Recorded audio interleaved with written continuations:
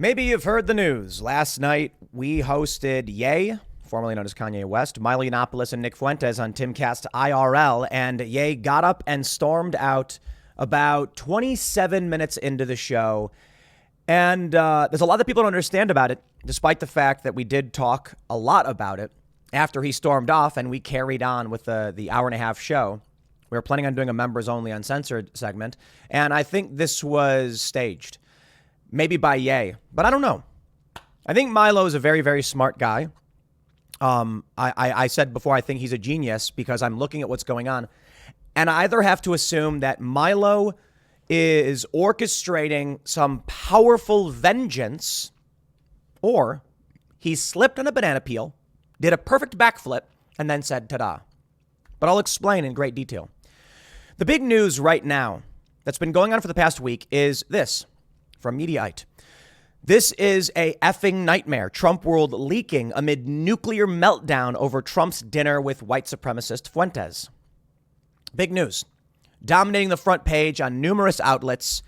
Senators across the board denouncing Donald Trump. And I couldn't help but think Milo sort of organized that. I say sort of because Ye corrected me on the dinner invite. But the question is Milo getting revenge on Trump the way he said he wanted to a long time ago? Pink News reported December 14th, 2020. Milo Yiannopoulos vows to burn the Republican Party to the ground after losing everything for Daddy Trump.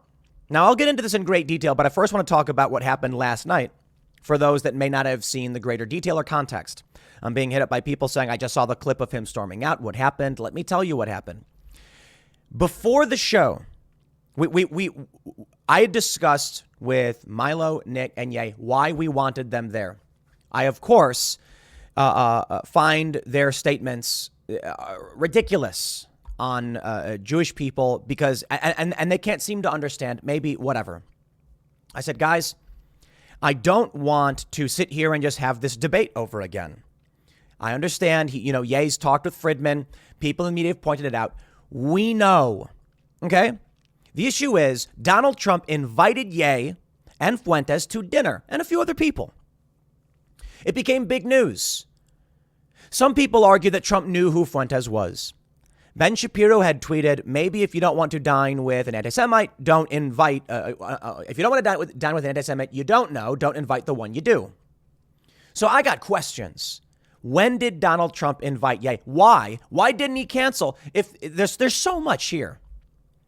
And so I said, when the opportunity arose, hey, we could have these guys on. I said, sure. Now, let me tell you something.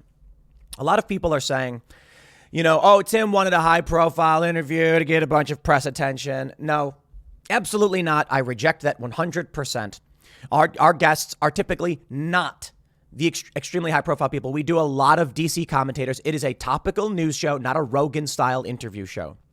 This was specifically because the big story is Trump and this dinner. So why did Ye start talking about this? Well, some people have said Tim opens with an article from The Hill where Pence called him an anti-Semite and thought he wasn't going to get into it. They knew what article we had pulled up to launch the show. Ye addressed the issue before we even got started. Now, I wish we recorded the pre-show. Sometimes I say maybe we should, but the problem is we're setting up cameras, we're adjusting lighting. Some people are doing makeup, rarely, but, some people want to put on makeup.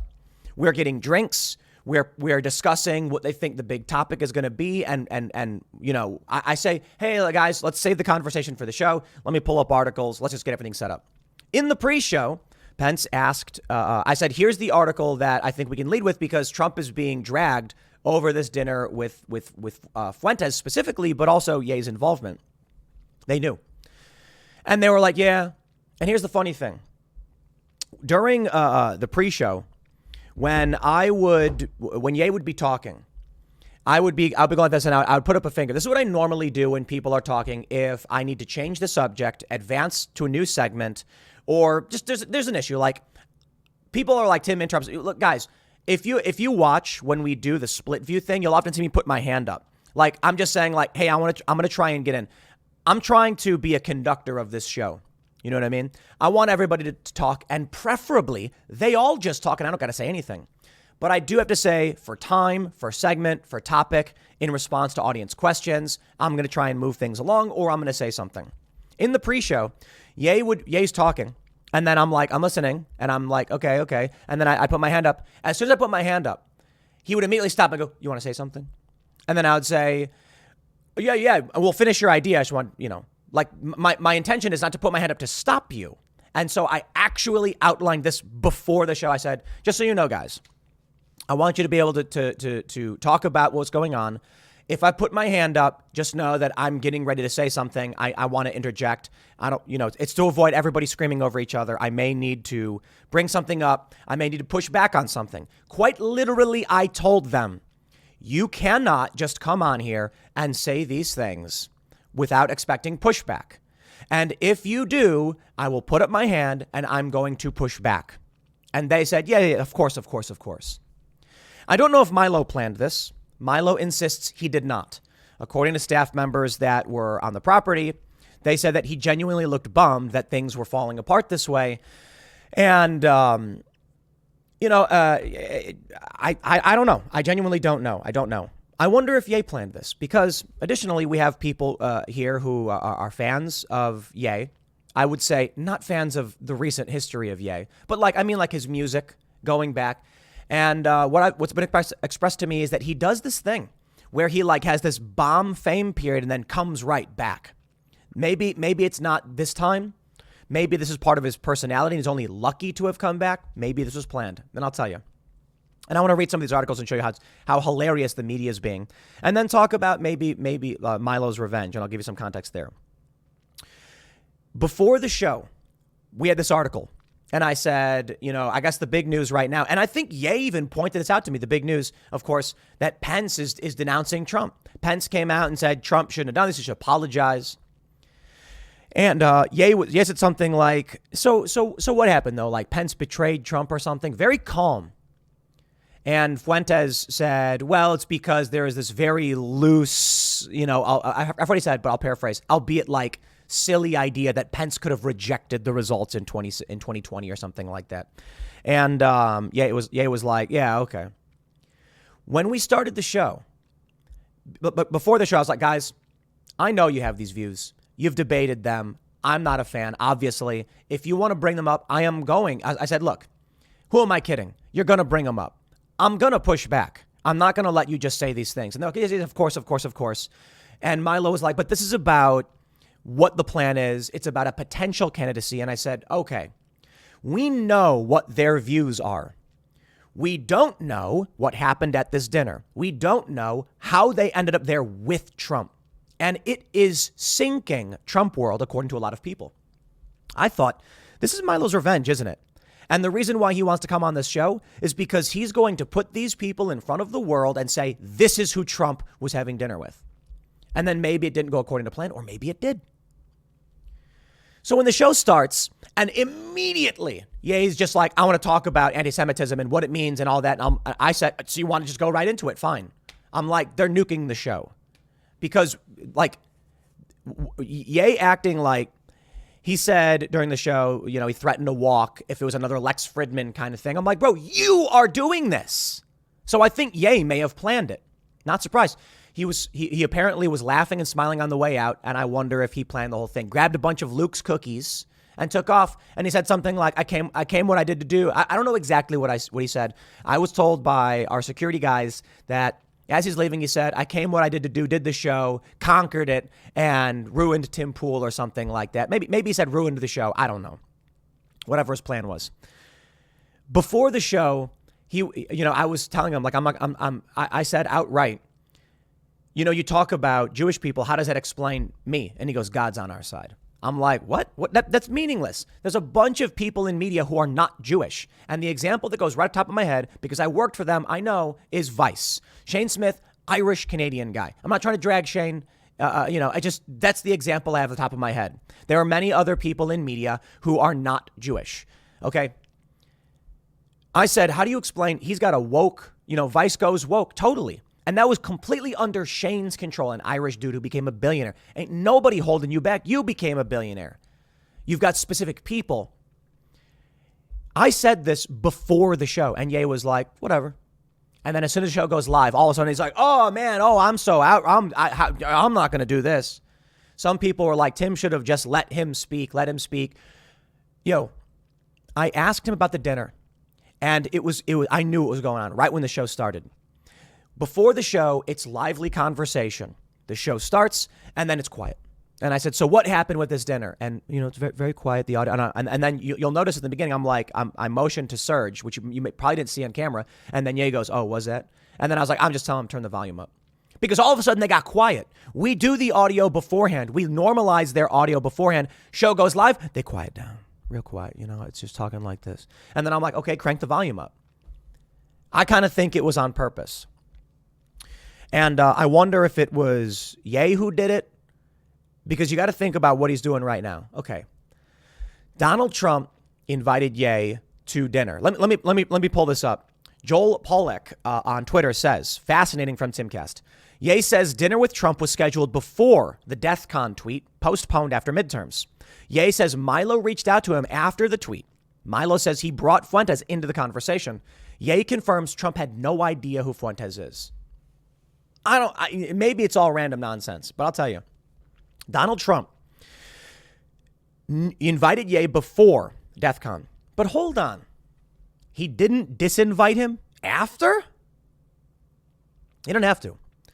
My point to Ye was, look, I get it. You have these views. You're allowed to have them. I want to know about this. My point is this, guys.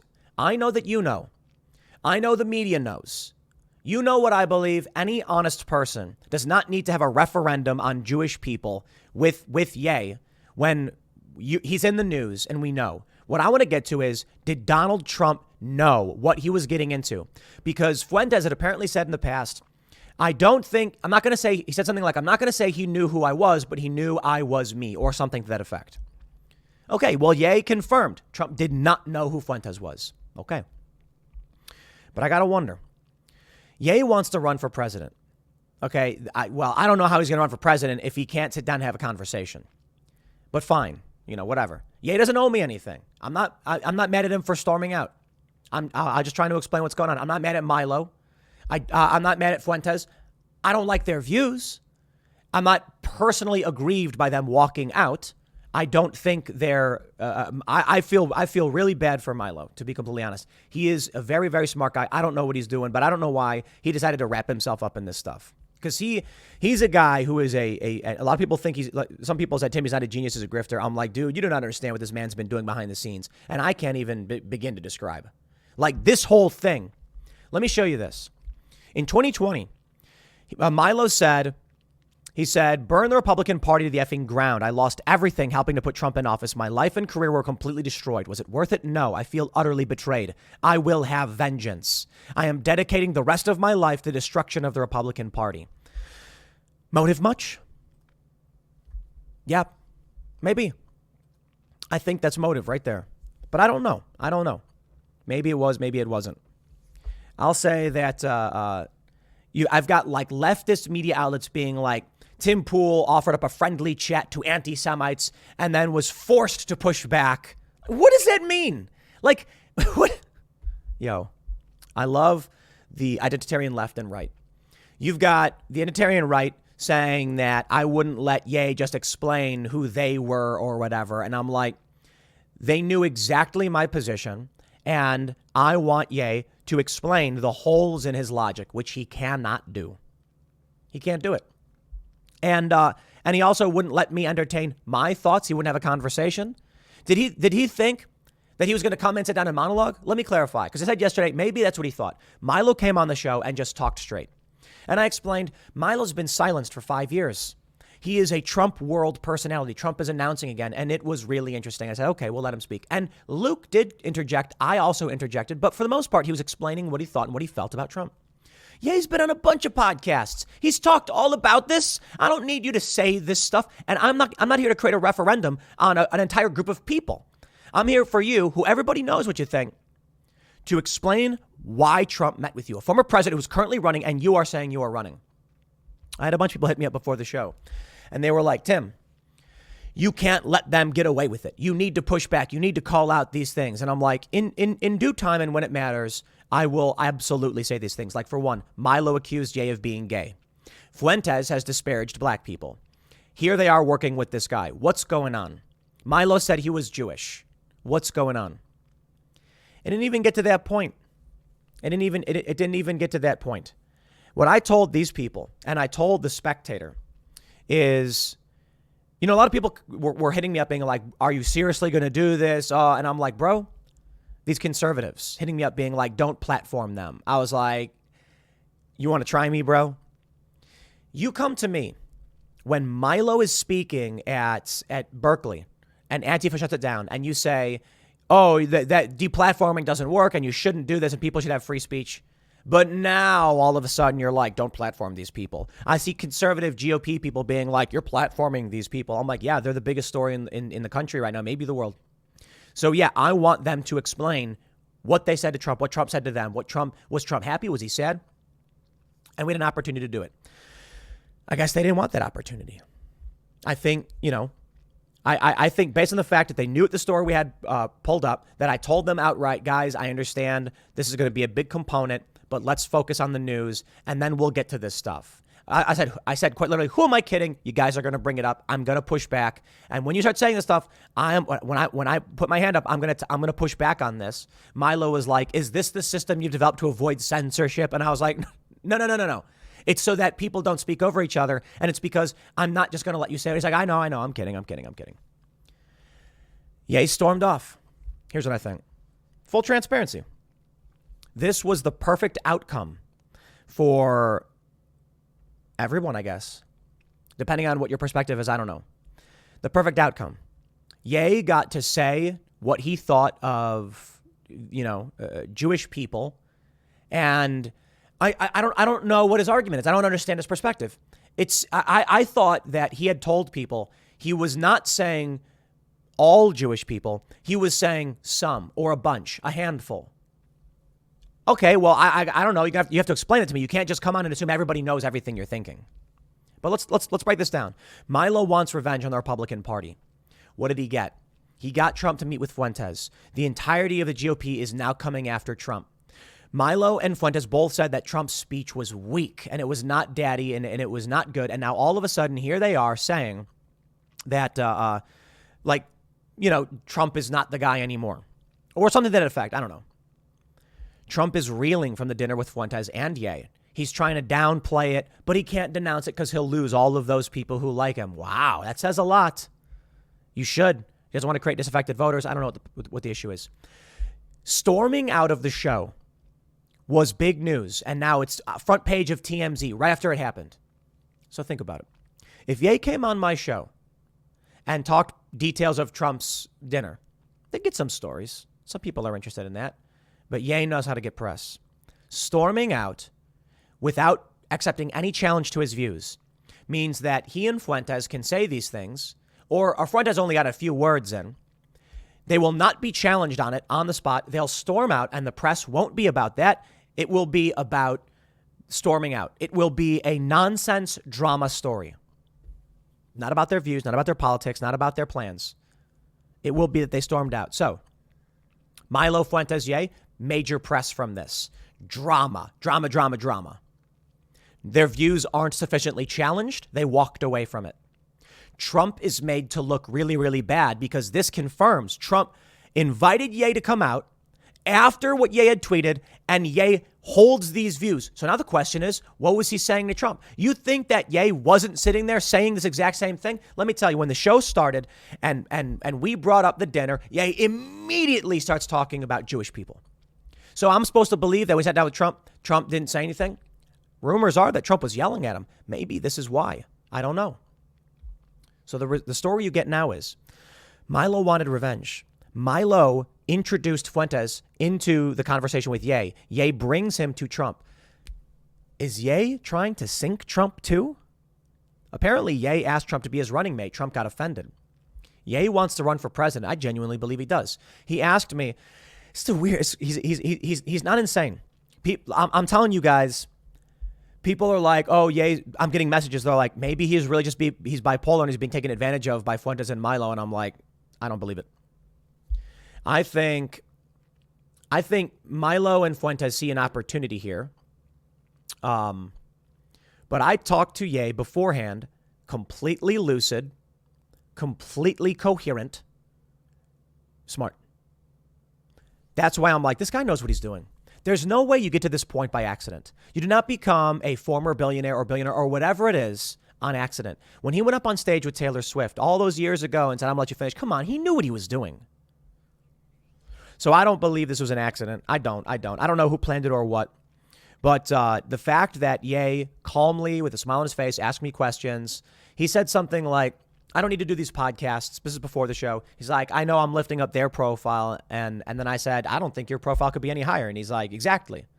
But he goes, I asked you downstairs, how do I become president? And you ignored me. And I asked you again and you ignored me. And I was like, I didn't ignore you. I don't know how to answer that question. I don't know, dude. I'm a guy. I told you. The first time he asked me, I was like, bro, I don't know how to become president. I'm a guy who complains on the internet. And then when we're sitting there, I said, okay, ballot harvesting. I was like, it doesn't matter if you go to someone, you give them all the good ideas. Obviously, people who care about politics right now are pushing back against the destruction of the economy, energy independence, the need for it. Like they're pushing back against what Biden is doing with energy policy. But they get ballot harvesting. They go door to door. They say, vote for Biden. People just do it. And I said, if you got people to go door to door and just tell them, vote yay, you're going to get them. And then I said, and this is amazing because he tries bringing this up saying, you said I would do good with the black vote before the show. Why? Because I'm black? And I was like, that's oversimplifying what I said, partly. It's funny because, and then people are trying to get me on that. I'm like, dude, I said, you're a celebrity. People are going to say yay over Trump Biden any day. You're a celebrity. They know you. They like you. They watch you on TV. And I was like, but I think for a lot of people, especially in the black community, they're going to see something inspirational about you because because you are black. Not every single person. I'm not saying every single person. I'm saying that and this is what we didn't get to elaborate on. When Obama was running in Chicago, we're both from there. I'm skating in a black neighborhood with friends, and one of my friends' his mom, I think it was his grandma or something, said to him, he could be the first black president, so you have to vote for him. He responded, does that make him a good president? And I was like, right on, dude. Like, the race doesn't matter. But I can see that there's a reality of in-group preference among people. And I've talked about it, that Latinos, black people, white conservatives have in-group racial preference. White liberals don't. I wasn't sitting there saying to him, like, because you're black, people are going to vote for you.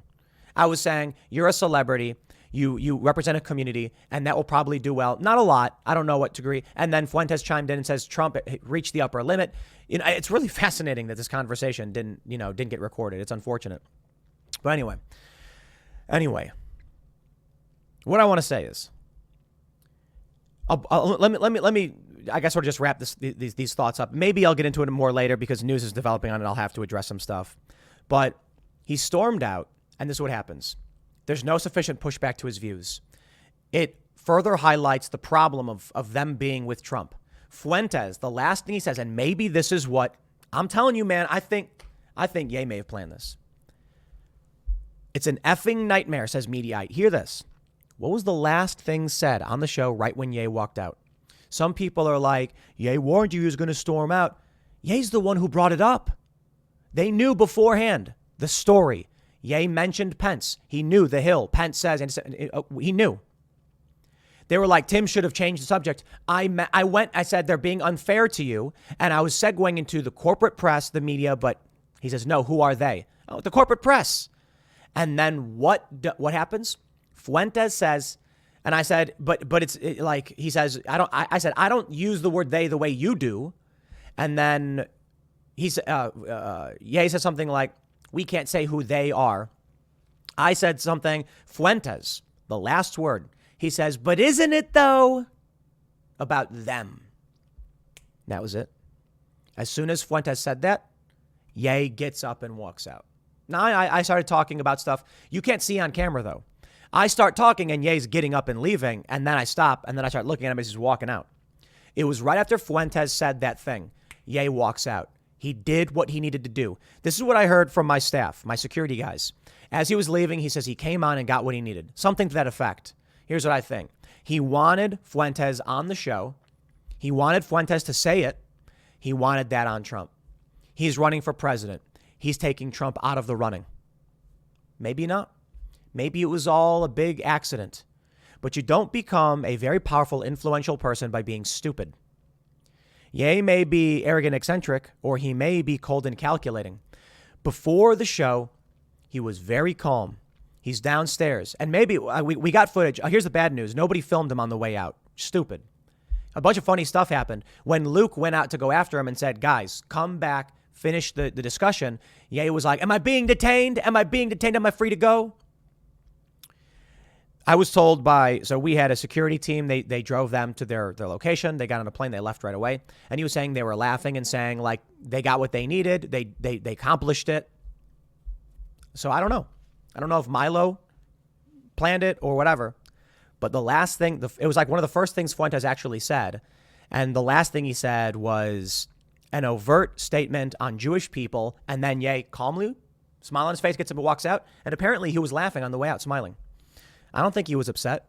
I think he wanted, on this platform, I think he wanted TMZ to write about it. I think he wanted all of the outlets to pick the story up. Maybe. I shouldn't say I know. I don't know. And this is it. Trump met with an anti-Semite.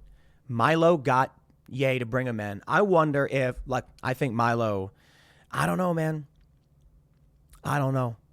Milo says it wasn't planned. Some people said that some of my staff were like, Milo looked really bummed as he walked out because he had such a great time on the show when he came on. But it seems like they pulled off a master plan. I don't think it matters that I can even come out and say that because I don't think the media is going to care, and they know this.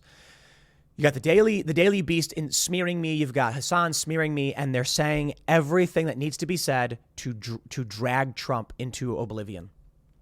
Milo wanted his revenge. Fuentes, he waited 20 minutes, and then he went, isn't it though? And then Ye got up and walked out. So you mean to tell me, before the show, when Ye brought this up, and I pushed back, this is before the show, we're sitting there, and I was like I said, I'm like, who am I kidding? It's going to come up. You guys know. I'm going to push back. I'm not going to sit here and let you say these things. And I brought up Shane Smith before the show. I'm sorry for dragging Shane into this so often, but I worked at Vice. He is a white Irish guy. He speaks French. He's not, well, as far as I can tell, he's not Jewish.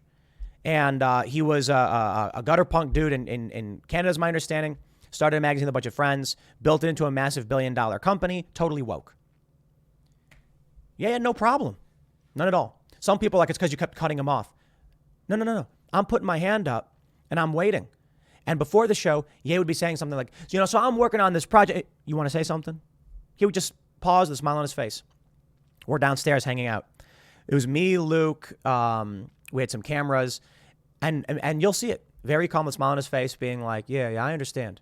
Totally lucid. He was saying things like, I don't do well, in a very serious, like there's a lot of people upstairs, and I'm the kind of person I am. I need to chill and just get away from everybody, And I'm like, no, of course. We go upstairs, very calm, very rational. And then as soon as the camera turned on, I'm going to tell you, totally changed. So there's my thoughts. I don't want to ramble too long. Probably talk about it a bit later, but we're going to have Michael Malice on the show. Michael Malice is Jewish, and he's got a lot to say about it. And it's fascinating, these people who hold these views when they drag, like we have employees that are Jewish, and I'm like, bro, these are free speech people. These are people who work here. They believe in free speech in these arguments. They just don't like that you're disparaging something about them that they can't change, or just because of something they believe. And then you got Michael Malice, for instance, one of the most prominent fighters for free speech and an anarchist. And they would put their Jewish as the defining trait. I got to wonder, man, is Ye going to come out and then do 180 and be like, man, that was wrong. I totally learned my lesson. Something like that. I don't know. That's all I can really tell you is what happened. It seemed like when the cameras turned on, everything changed. Their voices dropped. They were more on edge. They were seemingly taking offense now all of a sudden. Or I should say Ye was. And then they get up as soon as Fuentes made that statement. Here's what I think. That's the story. The story is Ye storms out. What's the clip? Fuentes saying what he says. Ye walks out. I wonder if Ye knew he had to walk out the moment Fuentes said something because it's going to slam Trump. Now they're going to be asking Trump. Well, Fuentes was on a show and he said this because they made that the story. Ye made the story, specifically the statement about Fuentes, when the news is about Fuentes meeting with Trump. Just my thoughts. I'll leave it there. Next segment's coming up at 1 p.m. on this channel. Thanks for hanging out, and I'll see you all then.